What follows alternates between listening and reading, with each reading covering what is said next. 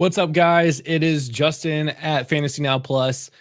Back again. We were just live 3 hours ago. Josh and I were here to talk to you about rookies, but today we have a new show with new hosts on the Studs and Suds episode this week, Friday at 3 p.m. This is going to be a fun show. We have two new hosts, part of FantasyNow Plus, that are coming on that will bring you content every Friday at 3 p.m. But now I'm going to introduce you for the first time on FantasyNow Plus. We have Jeff Crisp. And now if I can figure out how to produce and host a show, here we go. Ready? Hello, everyone. I am Jeffrey Crisp, and alongside of me is my co-host, Chris Pudge LaPage.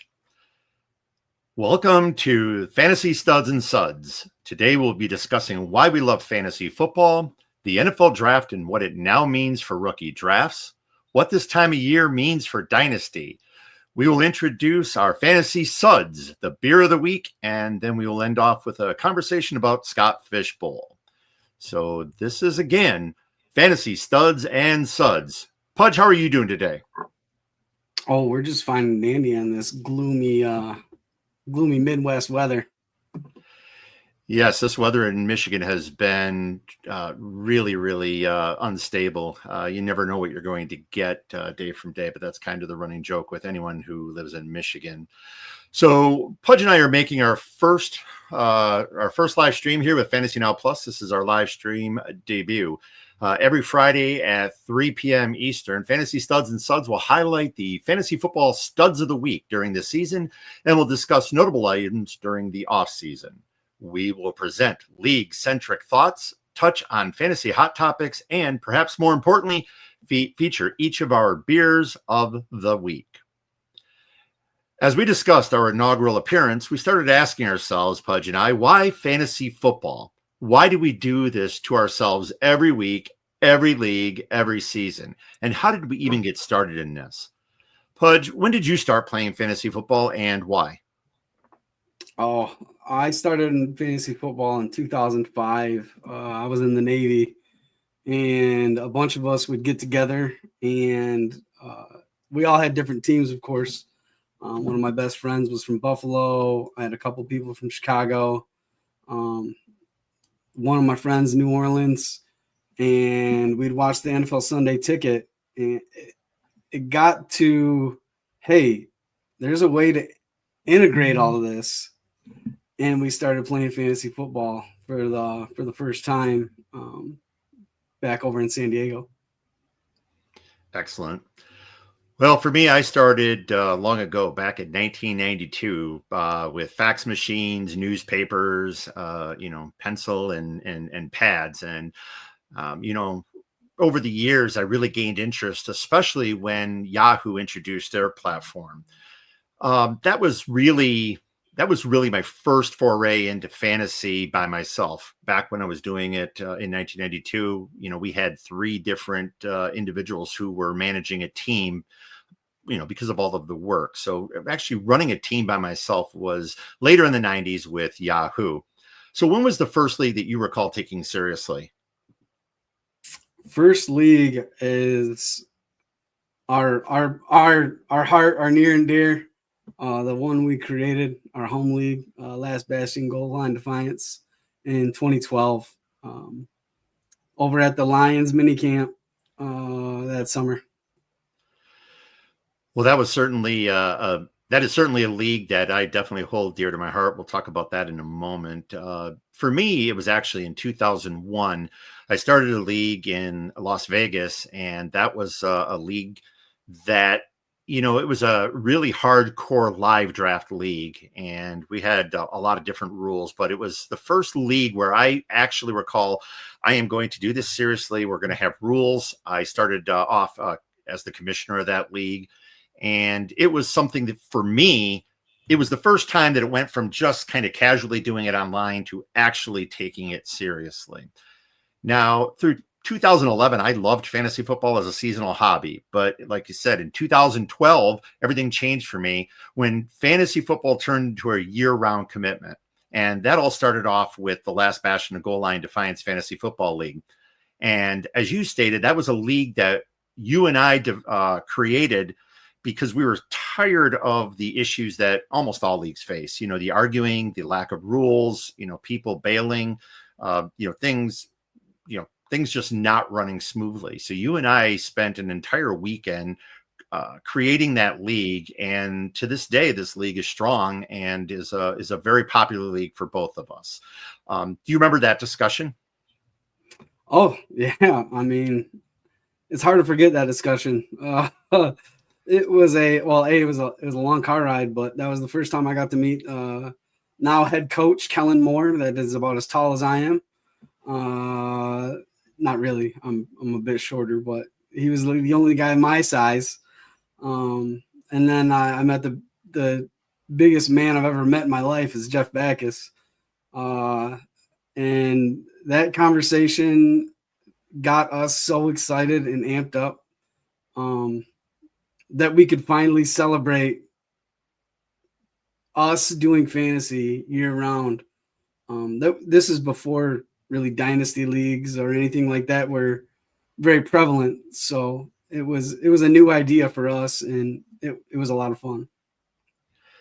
Well, I agree. At that time, I wasn't in Dynasty. I wasn't in Devi. I wasn't playing a lot of these different formats that everyone is, in. And so for us, it was really having a live draft, something where everybody was going to show up every year. They were going to participate, and they were going to remain committed in the league throughout the year. So we created, obviously, various different ways to do that. And that may be a topic for a future show, but it was really something that was really special to me. And the foundation for that league is the same foundation for many of the leagues that I now run. We start with what we created for Sebastian, and we've used that for our dynasty leagues. We've used that for our IDP league, and it has worked very well. So that was really when I first started taking it seriously. So Pudge, why fantasy football? Why do you do it? Well, there's two real reasons. First, it keeps our friendships close. I know sometimes life gets real fast and people drift away.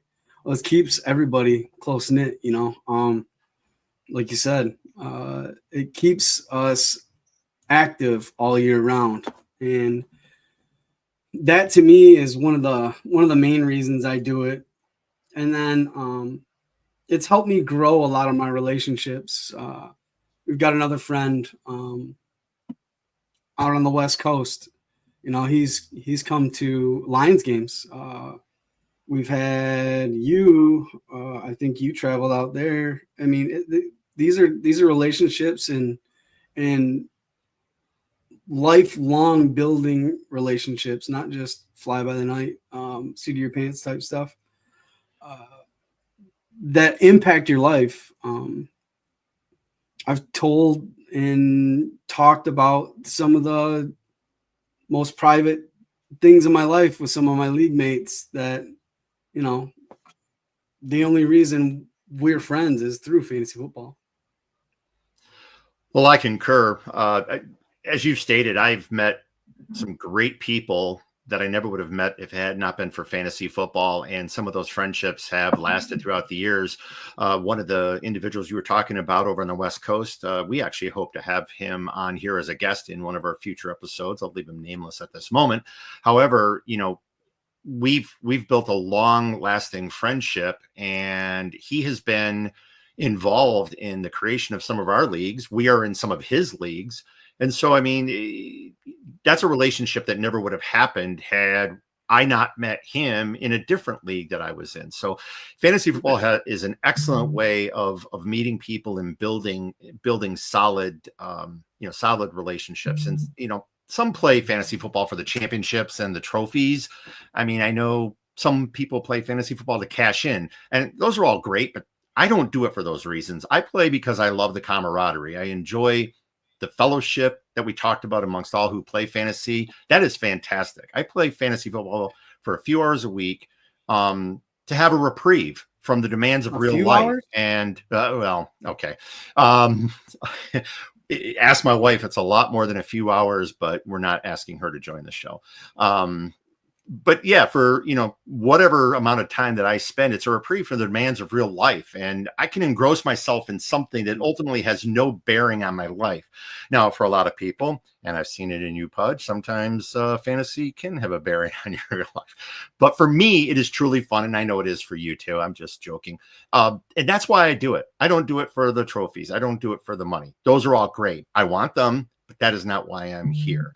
And those friendships that you were talking about, those relationships you were talking about are very dear to me as well. So part of the fun for fantasy general managers is awaiting the outcome of the NFL draft. So the NFL draft was concluded last week after many weeks of analyses, rankings, and mock drafts. As always, the draft had its share of slides, reaches, and shocking twists. For you, Pudge, what was the most surprising draft moment for you? Well, I mean, low-hanging fruit, Shadur Sanders. I think that surprised everybody. But to dig a little deeper, I like the fact that teams are more apt to just go after their guys now. They're kind of throwing the big board out of the window. You saw guys like Pat Bryant, Isaac Tesla, RJ Harvey in the second round. Jaden Higgins wasn't really projected to go as high as he did. Those guys that they jumped up and got because they were their guys, it really kind of shocked me because I don't think that usually happens very much. As far as draft goes, it's usually pretty chalk in the first couple rounds. I know there's always a pick or two that's pretty questionable, but that was a big shock to me on draft night in the following days. Well, I agree with you. The fact that the Raiders felt like they were literally running away from Sanders. Twice they had an opportunity to draft him and they traded out. And obviously, we'll talk a little bit more about the Raiders. However, I really thought the Raiders might have interest in Sanders, and twice they had an opportunity to grab him. Then the Browns selecting Sanders as one of two QBs in the draft was a little surprising as well. I think the Browns actually ended up getting a steal, of course, on Sanders. But going homer, the Lions pick of Isaac Tesla threw me. Social media was blowing up here in the Michigan area over the Lions not going edge. But instead they picked the Michigan-born Tesla. That one really threw me. You and I were talking about that live during the draft on our Zoom meeting. And that was one that, especially what they gave up to move up, I thought was a little bit much. But we'll soon see. And I am not going to question Brad Holmes at this point in any way, shape, or form. So, of course, these shifts impact NFL. I'm sorry, go ahead. I don't think you can. I mean, look at the proof is in the pudding. What, you got Josh Kimmel? Yeah, I mean, hi, Josh. How you doing? Cleveland certainly knew something was going on. I don't know if that was part of their plan. They felt that Sanders was going to slide, or they just took advantage of an excellent situation. But I think, I truly believe we'll see Sanders sooner than later in Cleveland. There's not much they can do with, Watson in his contract, but it doesn't mean they have to play him. So that's an excellent question. Thank you, Josh. And so I think also, obviously the shifts that impact the NFL teams as well as fantasy teams. What about the draft did you believe was the most impactful for a team, and why? Well, if you look at the NFL teams with the new coaches, I think they told us a lot. Ben Johnson over in Chicago and then Jacksonville, they surrounded their young QBs with talent. And with Trevor Lawrence and Caleb Williams, I like that. I think those situations are going to be really impactful as far as Travis Hunter and Brian Thomas Jr. I mean, say what you will about Brenton Strange. He could be a hit or a miss, but usually tight ends take a little bit to mature in the league. Add that to Travis Etienne.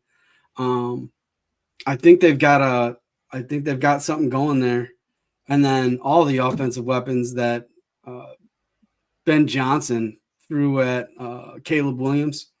It's going to be put up or shut up as sooner than later for Caleb.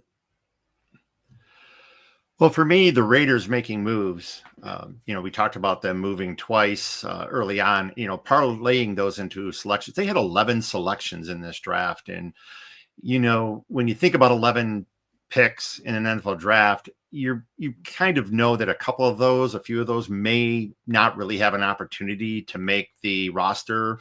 They may end up being signed to the practice squad. But in this case, I think 11 selections all have a chance to make this roster and provide some sort of support. The fact that Ashton Gentier and Jack Beck will immediately help catapult this offense along with Geno Smith, Brock Bowers, and Jacoby Myers. I think that was something really strong for the Raiders. And I think those moves really helped that team improve dramatically. So based on the landing spots, which player do you believe improved the most and which player regressed in your rankings for dynasty leagues? Oh, I really like DeAndre Swift. I don't think that Kyle Monange is.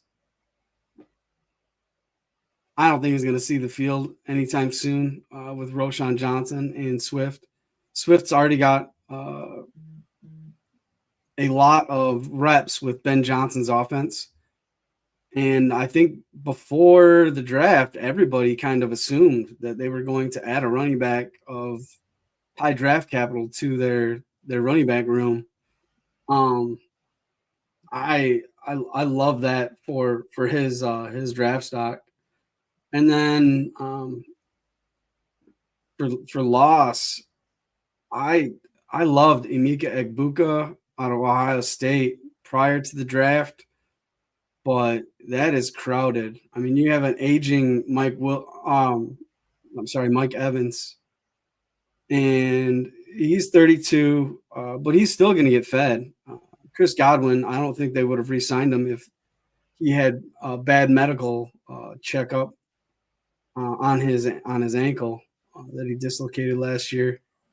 But they've still got Cade Otton, they've got Bucky Irving, they've got a lot of weapons over there, and it's pretty crowded as far as him to see the field right away. I think it might be more of a JSN type deal for him. Yeah, I was thinking the same thing when I was reviewing that draft pick as well. For me, it's not that he needs it, but and some people may disagree. I think Brian Thomas Jr. will get a big boost from Travis Hunter in the lineup. Last year, the number 2 receiver in this offense was tight end Brenton Strange, and Strange had less than 1/3 the yardage as Thomas. Now, Strange and the next closest wide out, which was Parker Washington, they combined for 29 less targets than Thomas. Turner is definitely going to take his share of targets, and perhaps Thomas won't get those 130 plus targets that he did last year. But, with Lawrence back and the attention that's focused on Turner, I think the conversion rate for Thomas's targets are going to improve. And I actually think it's going to translate into more yardage than he had this year. I think he was 12 something in yardage last year. I can easily see him. A lot of people might think with Hunter there, Thomas is going to see less. I think it's actually going to improve his stats because, Jacksonville didn't have anyone else really that they were throwing to. And of course, half that season or a part of that season was Mac Jones throwing to them. So I really think Brian Thomas Jr. is actually going to benefit from the Travis Hunter draft pick. I also think that Geno Smith is going to improve given the cache of weapons now at his disposal. And I'm talking a lot about the Raiders, and I'm not even a Raiders fan, but I really do believe that, with those picks along with Brock Bowers and Jacoby Myers, I really believe that they're going to be better. And as far as who may regress, I think the Jerome Ford experiment is over in Cleveland, and Cole Kmet, while he was never a big fantasy asset, he's going to be relegated to a lesser role in Chicago. Like to hear from some of my Chicago Bears fans, friends out there, but even if it holds off until 2026, I think Cole Kmet's days are numbered. So, what team won the draft? I know it's not popular, but I really think the Jets won. They didn't address offensive line in free agency. They went out and got their guy Membo. He's a monster. He's going to come in and he's going to set the tone with the run game. I know it takes the run block schemes to mesh for about a year or so before they get going. But I really like their additions from last year and this year. And then they add Mason Taylor, son of Jason Taylor, who is big time Dolphin and then ex-Jet, young, athletic. He's going to grow into that body, and sky's the limit for that offense. I really liked Justin Fields last year as far as fantasy is concerned, but this year I think he's got Garrett Wilson. Now he's got a viable option at tight end. He has a very, very good backfield with Breece Hall. And I don't see how their defense is going to regress. So I love the Jets and their picks this year. Well, the Bears and Browns obviously had drafts that are worthy here. I'm going to go with the New England Patriots. The Pats offense needed all the help it could get on offense. I mean, they were anemic, and they went offense with the first 4 selections. They immediately They immediately focused on the offensive line with Will Campbell at 4 overall. I know there were some questions about Campbell's, measurables, but I think he's going to provide excellent support for May. Travion Henderson is going to do very well sharing the backfield with Stevenson. I actually like this in some ways. I mean, I've been down on Stevenson, as a lot of people have, predominantly because, he starts off strong and falls off a cliff, each season. Perhaps with the reduced workload early, maybe he can actually finish a season strong. We'll soon find that out. But I think the dual backfield of Henderson and Stevenson is actually going to prove to be an extreme benefit for New England. So I really like the Pats here in this particular situation. So the NFL draft is often the preseason hump for dynasty leagues. Once Mr. Irrelevant has been scratched on everyone's draft pad, dynasty league GMs begin the mad dash to prepare for their rookie drafts. Right now, I have 8 rookie drafts that have started or will begin within the next 10 days. Actually, I think that's now 11. I miscounted. And so I'm already neck deep into those drafts. Oh, in one of our drafts, yes, I believe it might be. So everyone has their rituals, that they do after the draft. What is one of your NFL draft post rituals or post NFL draft rituals? Well, one that we hinted on a little bit earlier is you and I and our friend Sean usually have a Zoom meeting if we're not in the same area. That has been a lot of fun as far as rituals go. It gives us the chance to sit back and then look at others' perspectives, because he's a Steelers fan. You and I are diehard Lions fans. But it gives us, hey, I didn't like this, or it gives you a different perspective, a knee-jerk perspective on the draft that night. And then as far as rituals go for fantasy, that's when Excel spreadsheets become my best friend. Well, from the NFL side of things, I'm usually focused on the Lions as that's that's my team. So I'm kind of looking at what those draft picks mean for the Detroit Lions and what, how it'll impact other players. But from a fantasy perspective, my analyses are immediately to my rosters to determine if anything has changed and whether or not I believe I'm going to be able to compete or if I should rebuild. Now, I've already done some of that analysis beforehand, but then the draft, once I know the landing spot of some of these players, it's really important for me to then go back, take a look at where I had some of these players, decide who I may or may not draft and whether or not that's going to help me. Understanding the impact of the draft selections on the existing NFL rosters is obviously very important. Look for my article on FantasyNow Plus in the upcoming days regarding compete and rebuild decisions. So what do you consider the most difficult part of the Dynasty leagues in the offseason?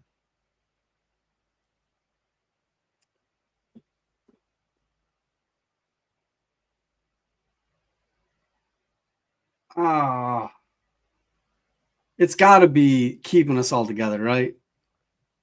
I mean, I don't want to steal what you were going to say because I know that's probably it. But I find it very difficult to engage people between the NFL Combine and the championship weekend, week 17. If you're doing it week 18, you're doing it wrong. So don't do that. But don't just abandon fantasy. I mean, there's so much going on, and it is hard. It's hard to keep everybody engaged from that time period. Now it's easy with draft season among us, and the draft is kind of kicks off the new dynasty season. But between those times, it's hard to get people engaged, people to check their messages. I send trades out. We know I like to trade. I send trades out just to get people to talk. I send silly ones out just to get people, hey, what were you thinking? Or what's going on here? Hey, what did something happen with this guy? But I like to mess with people and just get them to talk inside the leagues. Well, I agree. I think engagement is probably the most difficult aspect of the off season.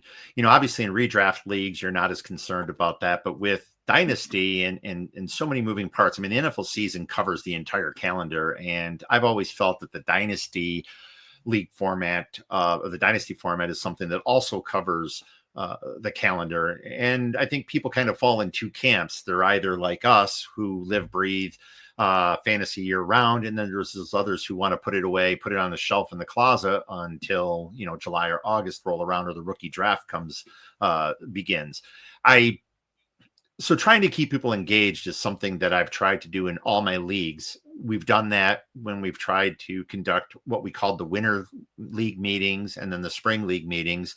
Those have fallen out of favor in recent years, and we're trying to adapt to make sure that everyone is, still kept engaged, but they don't feel like they're excluded when they don't participate in those meetings. So I, as a commissioner, have been looking at different ways that I can, adapt the league and try to keep people involved throughout the season. And so we've talked about things like, conducting draft contests or conducting different things that we can do, a draft party, things that we can just do to keep people talking and keep them interested. And I think that's been the hardest part for me personally. I think the hardest part is convincing my wife that this is important. She believes the fantasy or that the football season ends once the Super Bowl is over, and that I shouldn't have to deal with this again until August. And so I take my moments and I hide away to get things done. But that's probably another really tough thing is, hey, fantasy is year round, and and I have to do it. So I think that's very tough. So leagues can be difficult during the off season, but that is why we have beer. Oh, but before we do that, let's answer a question here or a comment. When I showed my wife how much I won last year in fantasy, she started caring about my fantasy football. Yes, if I won more money, that might do it. Unfortunately, that's kind of the same thing with poker. When when I'm on a hot streak and I'm winning poker tournaments, suddenly she has no problem with poker, and and she's convinced that poker is not gambling. As soon as the cards get cold for me, suddenly it's gambling, and I should stop. So I agree with you completely with that one, Justin. But back to another thing that she might think I should stop doing: drinking beer. So another little segment we're going to have here every week is our Fantasy Suds. This is Fantasy Studs and Suds, and you can't have suds without a beer. So each week we're going to feature a brew that we like or that we've never tried. As Pudge can attest, most beer I drink I've never had. It's all about unique beers for me. So this one that I'm presenting today is from Anchorage Brewing Company. This is out of Anchorage, Alaska, and it's called Keep It. It is a double. Let me try that again. A double dry hopped Indian Pale Ale at 6.4%, and it is a typical double dry hopped Indian Pale Ale color. Decent head retention in my wonderful Scott Fishbowl 14 glassware. So this is my beer. Cheers. What do you have, Pudge? My beer, I don't know if you can guess it, but it's 4.2% alcohol. Don't do it. It was created in 1978 by the Coors Beer Company. Coors Light. Coors Light. That is not what I expected you to show us, but that's great. That's for special occasions, Jeff. We will definitely move you away from the macro brews here over the upcoming weeks. If by the beginning of the season you're not drinking craft beer, I'm gonna have to find another partner. Leave a message in the comments if you got a beer that you want me to try. It is beer 30 here. For those of you on the West Coast, I apologize. It's just lunchtime over there, but cheers. It's afternoon. They're all right. Good point. So I may be able to drink like a fish, but there's a more important fish to discuss, the Scott Fishbowl. As many of you know, the third wave of invitations for the Scott Fishbowl 15 are planning to hit mailboxes here in the next couple of days. As always, the buzz on social media was incredible after the first two waves. Pudge and I will be drafting at Scott Fishbowl 15, Cincinnati Alive, along with others from FantasyNow Plus, including Justin. Pudge, are you excited to be in? Yeah, this is my first year, and I am very pumped. It's more about charity, right? The fact that we get to do what we love and we get to share it with other people that are just as enthusiastic as us. And then it goes to a charity, Toys for Tots, things like that. It really, really is a fun time. And I couldn't be more excited to be in Scott Fish for the first time. Yes, this is my second year. I drafted last year in Cincinnati, and all I can tell you is that experience was incredible. That's why I'm going back to Cincinnati again. John Bosch is the coordinator there. John Bosch, who is as everyone knows, is a board of director member of Fantasy Cares. And, I just the ability to meet new people, the fact that you are, there's so many analysts and fans that are involved in this tournament. And, I met a lot of people last year. I'm looking forward to meeting new people. We do draft in a lot of leagues, Justin. We're in a lot more than I'm sure we'll be even more in the future. And I'll talk about another one here in a moment. but I think, Scott Fishbowl, to be able to do something we love, as you said, and have it, help. It's a charitable endeavor. We're helping people who are less fortunate, and at the same time, we're having a great time, drafting and donating money via raffles and silent auctions. It's something that I've really embraced. I am the Michigan Live coordinator, and will also be running that particular live draft. So I'm looking forward to that. Again, this is my second year doing that as well. So friendships have been forged at fantasy sporting events like Scott Fishbowl, and it's a great time for even a greater purpose. So for those of you who have never been to a Scott Fishbowl live draft, they are a great way, again, to meet, draft, and contribute to charitable causes via Fantasy Cares. So if you have a live draft event near you, you can go to scottfishbowl.com. You can look up a live draft that might be near you. And even if you're not drafting, please come out and enjoy the fun. And also, if you've ever wanted to enter Scott Fishbowl, or you're curious about the event, you can visit scottfishbowl.com for more details.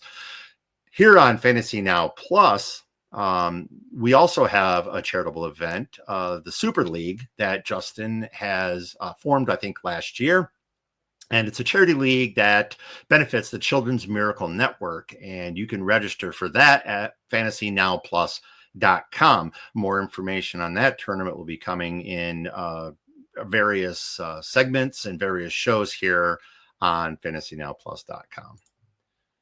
And from what I understand, there's 5 divisions right now, but we're looking to expand. So add it in there. It's going to be a good time. These are fun leagues. They're challenging leagues, but you do not have to be a fantasy football expert to be in one. If that were the case, I wouldn't be in any of these, because I am not an expert by any. I'm here for the camaraderie and the beer. And so, I mean, it doesn't matter your level of expertise in fantasy. It's about having an enjoyable event, doing something that you love, and making a difference for others. So whether it's Scott Fishbowl or whether it's the Super League benefiting the Children's Miracle Network, sign up for one or both of them, and you will have an excellent time. So, Pudge, where can people find you on social media? At Blue Sky, I'm FF LaPage at Fantasy Plus Now, FantasyNowPlus.com. Oh, sorry, but that's a mouthful. And then at X, I'm FF LaPage over there. That Coors Light is definitely impacting you. Man. I can be found at ffcommishYIS.fantasynowplus.com on Blue Sky, and on X, I'm at ffcommish_YIS, and on Discord at ffcommishYIS. So I want to thank the audience for tuning in and listening to us on our inaugural broadcast.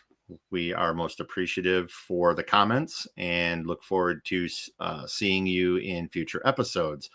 Speaking of which, our next episode will be Friday, May 9, next week at 3 p.m. Eastern Time.